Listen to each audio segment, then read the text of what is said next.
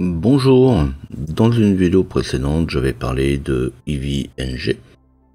EV pour Emulated Virtual Environment, donc un environnement réseau virtuel. On a vu qu'il est très performant. Comme tout logiciel, il a ses avantages et ses inconvénients. Ici, je vais reprendre mon installation et montrer comment le configurer. Alors sans être pour autant vraiment compliqué, la configuration n'est pas forcément quelque chose de très facile. Mais une fois qu'on l'aura compris, on peut faire pas mal de choses avec.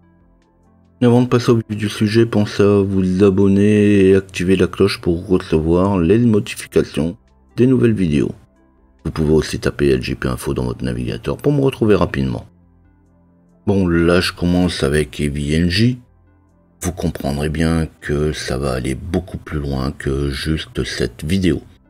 Après, ça sera peut-être plus de la pratique du réseau, mais il y a quand même de quoi faire. Du coup, ne vous attendez pas à voir comment tout configurer. Déjà installer une machine Windows, vous allez voir que c'est pas mal. Si vous regardez ma configuration, on peut faire pas mal de choses sans pour autant rentrer dans la version pro. Comme je disais, le serveur GNS3 utilise des machines virtuelles QEMU ou Dynamips pour les anciennes images de matériel réseau. Ils utilisent tous les deux aussi les images YAWL, mais là c'est quand même moins courant. Donc vous pouvez réutiliser une image GNS3 pour EVNG, c'est pour cette raison qu'on trouve quasiment les mêmes outils, nœuds ou machines. Après il y a quand même des différences, c'est assez surprenant du coup. On se retrouve quand même avec de la configuration à faire. Mais justement, quand on a compris, on peut aller tout aussi loin qu'avec GNS3. Alors il y a de très bons how-to qui vont avec, même sans trop comprendre l'anglais, on suit les commandes et on peut quand même s'en sortir. De toute façon, ne rêvez pas, c'est ce que j'ai fait, vu que de toute façon on trouve quasiment pas d'informations en français là-dessus. Là je vous montre où le trouver, mais aussi qu'on peut prendre l'un des nombreux how-to qu'il suffira de suivre. Donc là ici je vous mets le pied à l'étrier en vous donnant quelques astuces et comment démarrer. Après le reste c'est vous qui allez faire le travail. Alors ici je prends un exemple au hasard, ils sont tous différents. Certains il faut installer, d'autres il va falloir créer un disque vide, faire une bascule de fichiers. Il m'est même arrivé souvent de devoir retoucher le fichier YAML pour pouvoir mettre l'option du clavier en français par défaut. Ça c'est un exemple. Voire même créer mon propre matériel. Alors c'est parti et justement vous allez voir qu'il y a de quoi faire.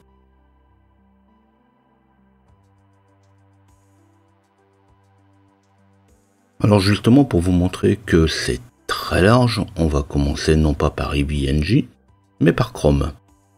Ce que je vais montrer ici, c'est comment faire du copier-coller dans l'HTML5, mais attention, ça ne fonctionne que sur Chrome. Ah bien oui, on utilise des sessions de HTML5. Je ne montre pas comment faire avec un client VNC, là ça devient pareil que pour GNS3. Et puis si on utilise un client VNC, on perd un peu l'avantage de l'HTML. Alors on va se rendre dans les extensions. Alors c'est l'icône en forme de puzzle et on va gérer les extensions. Alors si c'est pas fait, vous pouvez installer Clipboard Permission Manager qui va vous permettre justement de faire du copier-coller au travers de l'HTML. Alors je montre ici tout ça en 2 minutes, je vais passer très vite à autre chose. Je crée un nouveau projet, j'ajoute un VPCS, de toute façon c'est tout ce que vous pouvez faire pour l'instant, en tout cas au début. J'ajoute un réseau, je le relie, je le lance et je vais dans la console.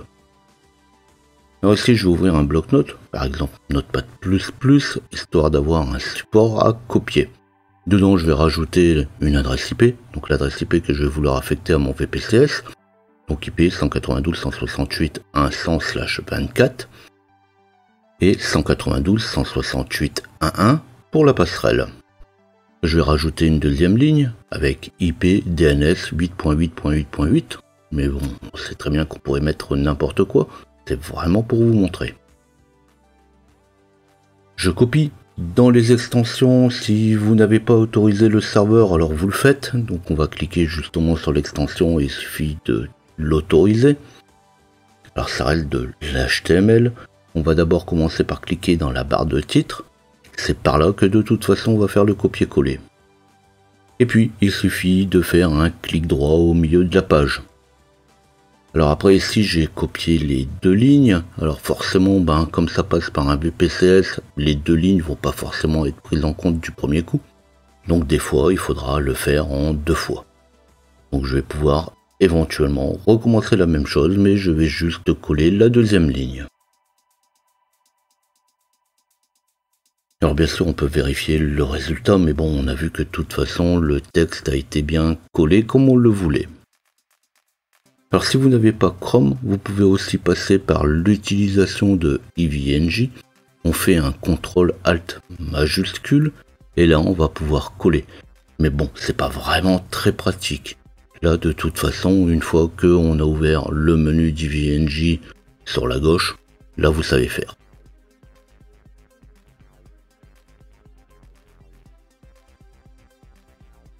Bon allez, je vais passer très vite à autre chose, sinon dans 3 heures j'y suis encore.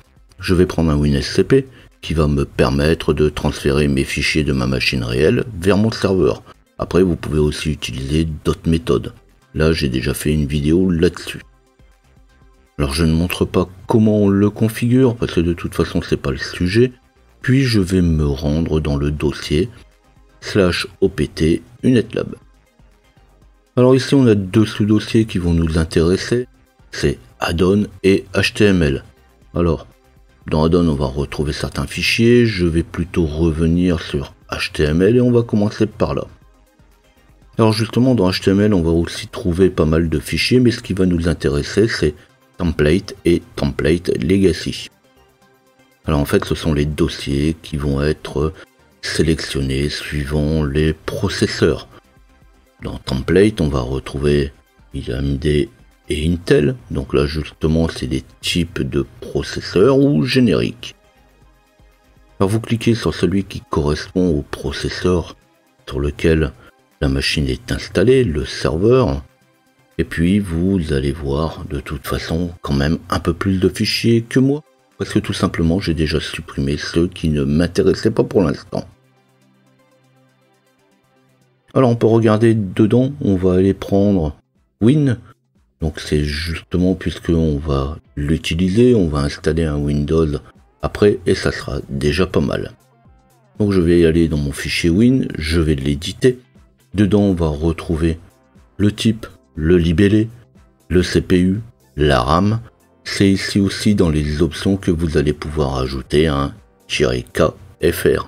Alors c'est pas obligatoire, mais justement ça permettra d'utiliser le clavier en français.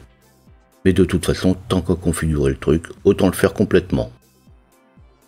Alors bien sûr, on peut adapter suivant les besoins, suivant les disponibilités. On va pouvoir lui donner un autre nom, on peut lui donner l'icône, mais ça c'est un petit peu suivant le goût de chacun.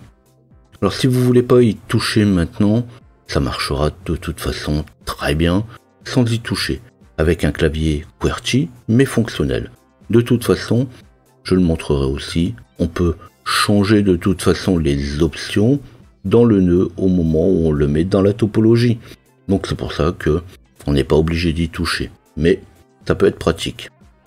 Et surtout ça va être pratique justement parce que on va retrouver aussi par exemple dans les templates le C7200 par exemple qui est une image qu'on va utiliser, une image Dynamips, et c'est là-dedans aussi que par exemple on pourra rajouter des modules par défaut par exemple, mais surtout c'est là-dedans qu'on devra venir y mettre l'idle PC une fois qu'on l'aura réglé. Donc c'est pour ça que de toute façon il est important quand même d'être passé par ces templates de manière au moins à ce que vous voyez où est-ce qu'on va modifier tout ça.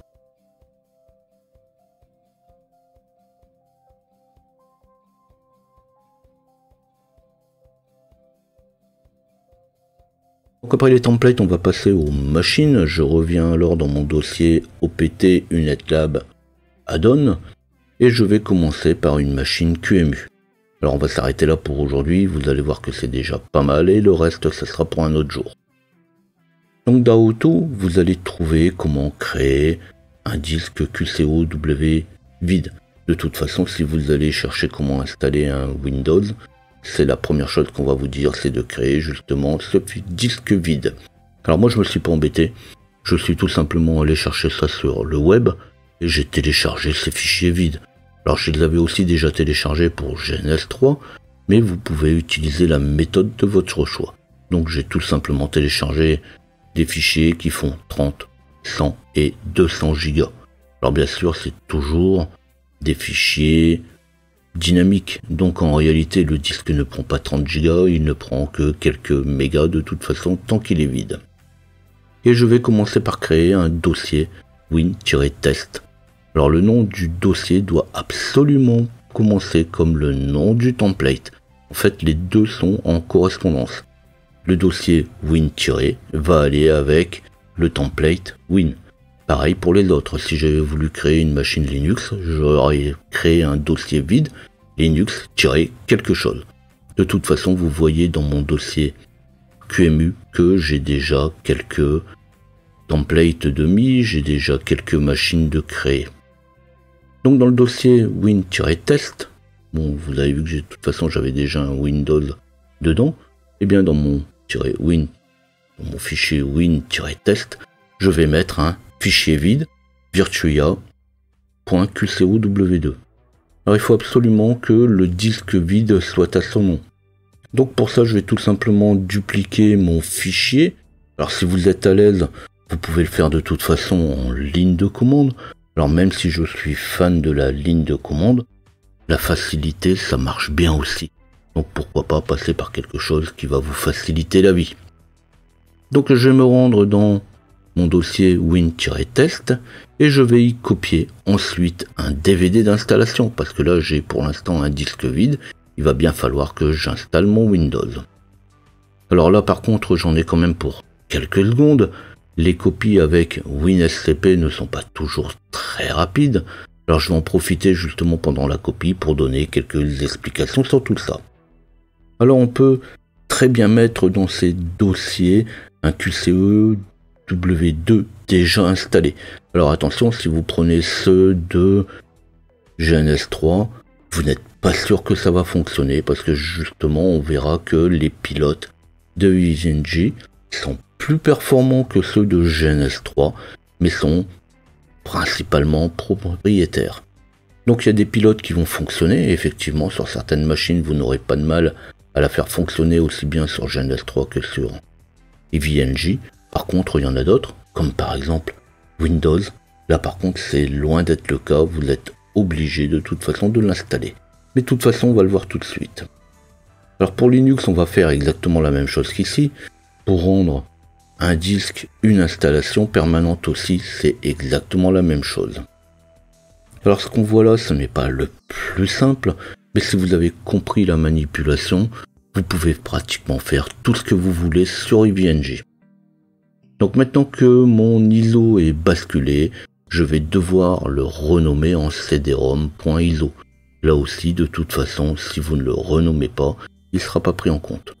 Donc aussi bien on a le disque dur qui doit s'appeler virtua.qcow2, et là le cd-rom doit s'appeler cd-rom.iso. Alors vous verrez aussi, alors là c'est pareil, hein, c'est ce que je disais, la configuration c'est pas facile. Il y a certains disques qui vont être aussi, non pas devoir s'appeler Virtua, ils devront s'appeler HDA. Donc vous voyez, c'est quand même un peu compliqué toute cette configuration. Puis, une fois que j'ai renommé mon cd-rom en cd-rom.iso, je vais mettre les droits sur le dossier et son contenu. Alors je vais le mettre en lecture pour tout le monde, en écriture pour le propriétaire et en exécution pour tous aussi. Donc là en fait, il n'y aura que le propriétaire qui pourra le modifier et par contre tout le monde doit pouvoir l'exécuter.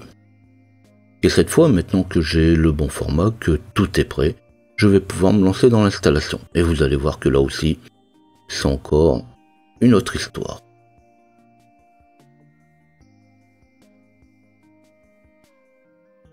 Alors il reste plus qu'à faire l'installation, alors facile, parce que bon c'est juste une installation, mais vous allez voir que pas que si facile que ça finalement. Alors j'ajoute un nœud dans ma topologie que je vais retrouver dans Windows, donc je vais descendre dans Windows et je vais aller chercher finalement l'image qui m'intéresse, le WinTest. Alors vous verrez que quand vous aurez plusieurs images, eh bien effectivement toutes vos images vont apparaître justement dans la liste des images qui sont disponibles. Alors si vous n'avez pas mis le clavier en français dans le template, c'est là-dedans qu'on va pouvoir le faire. C'est dans les options que vous allez pouvoir rajouter un Jericha FR. Alors après, il est quand même préférable de laisser les paramètres par défaut, car ça va quand même être la machine que vous allez utiliser de base par la suite. Alors par contre, vous pouvez rajouter du CPU ou de la RAM, ça va pas gêner. Justement, je vais rajouter un peu de CPU et un peu de RAM, ça fonctionnera forcément un peu mieux. Bon, attention, il n'y a pas une très grande différence, vous l'avez vu de toute façon dans ma première vidéo sur les performances. Alors de toute façon, je vais faire ça moi pour la démo, puisque de toute façon j'ai déjà une machine Windows de toute façon d'installer.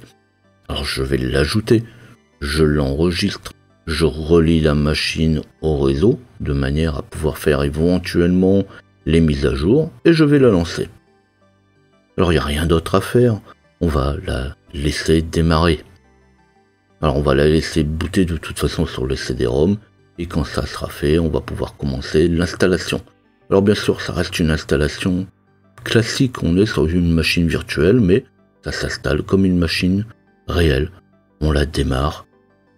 Alors justement, le démarrage va dépendre du système. Alors bien sûr, ici, je vais passer vite pour arriver à ce qui va nous intéresser.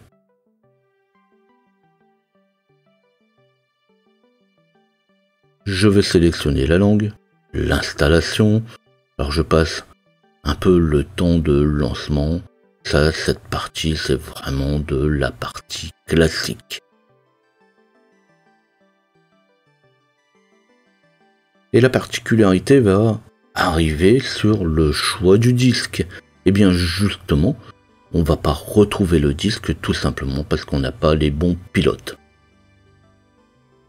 Donc j'ai passé vite pour arriver ici car justement c'est ça qui va nous intéresser. Alors pour les pilotes, c'est prévu quand même, mais bon, on ne le devine pas.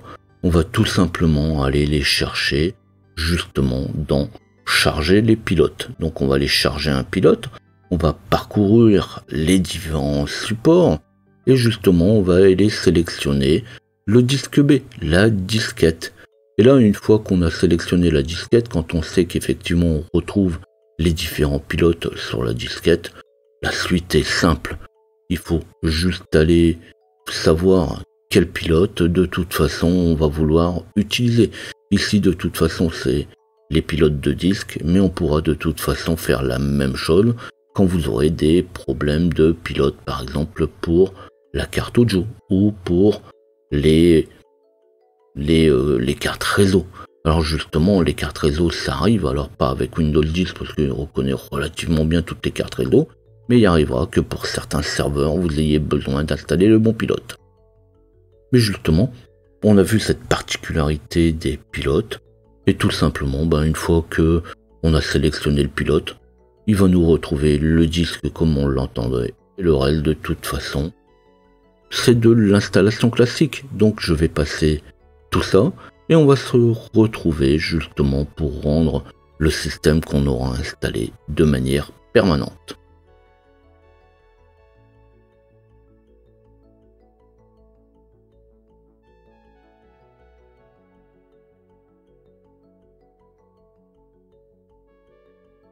Alors ici bien sûr je passe tout ça, ici je ne vais pas aller plus loin que ça, de toute façon l'installation de mon côté je l'ai déjà faite.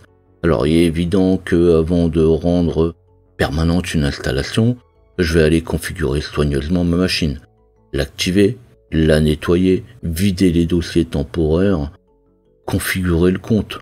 Alors pourquoi pas de toute façon tout ce qu'on voudra d'autre, pourquoi pas faire les mises à jour, bref tout ce qu'on veut faire pour avoir une machine propre.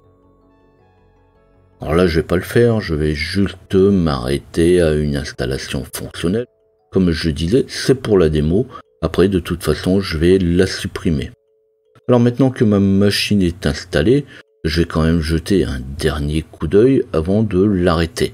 Alors il faut surtout pas oublier que si vous avez oublié quelque chose, si vous avez oublié de vider un historique, si vous êtes resté avec un périphérique mal installé, il est trop tard. Quand ça va être mis en permanent, à chaque fois que vous allez rajouter un nouveau nœud dans votre topologie, un nœud qui correspond à ce template, eh bien il aura le même défaut qu'au moment où vous l'arrêtez.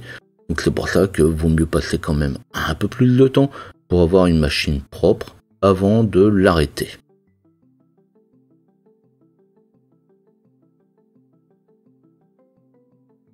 Alors maintenant que j'ai arrêté ma machine, dans cette dernière étape, il va falloir aller mettre les mains dans les commandes. Alors je sais bien que c'est pas facile, c'est pas évident, et il n'y a pas d'autre méthode. De toute façon, vous êtes obligé de passer par là.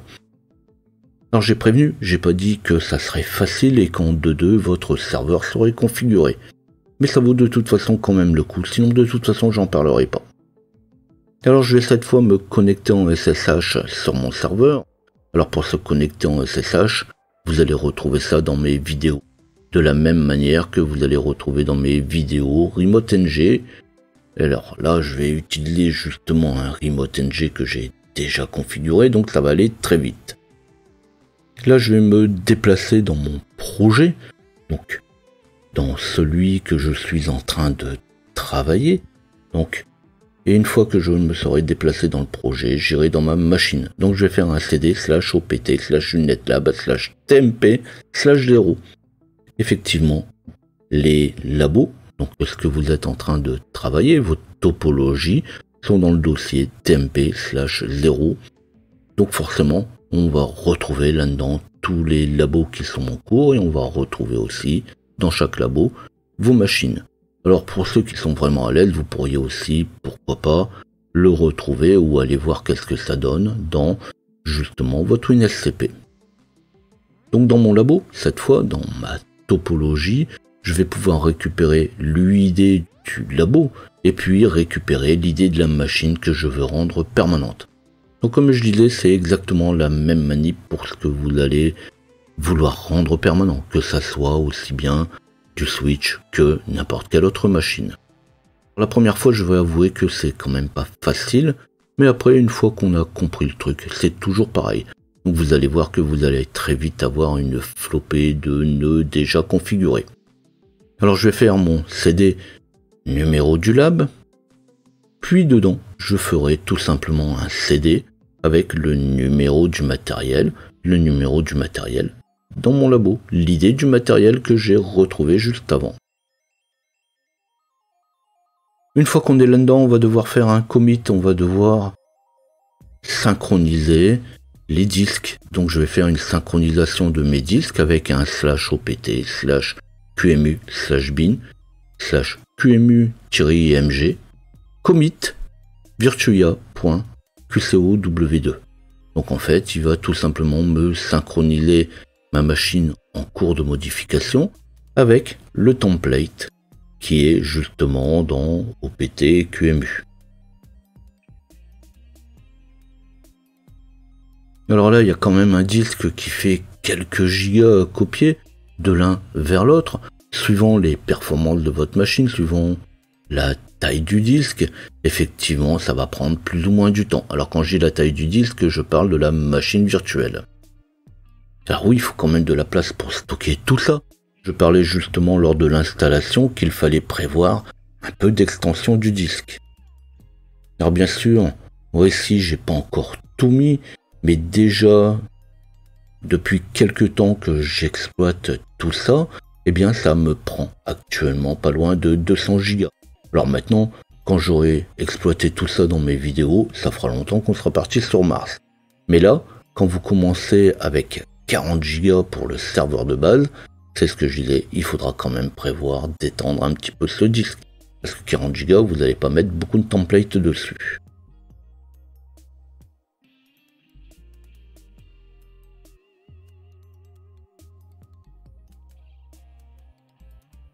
Alors justement, quand ça va être fini, on va pouvoir retrouver tout ça dans WinSCP.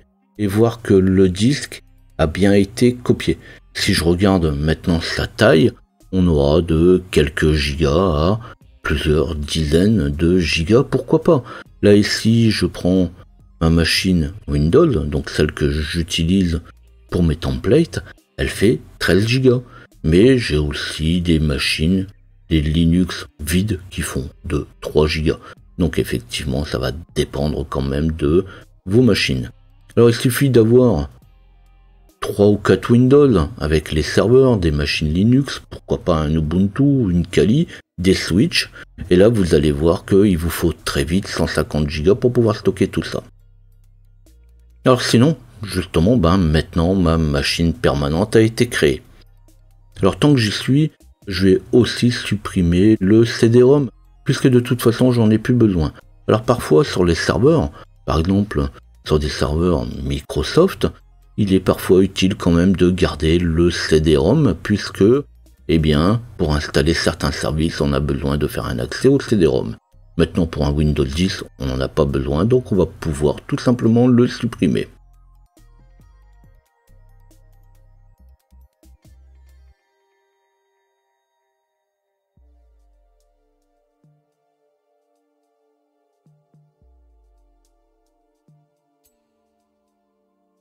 Alors ça serait quand même malhonnête de ne pas montrer que ça marche, alors je vais supprimer ma machine de ma topologie et ajouter un nouveau nœud.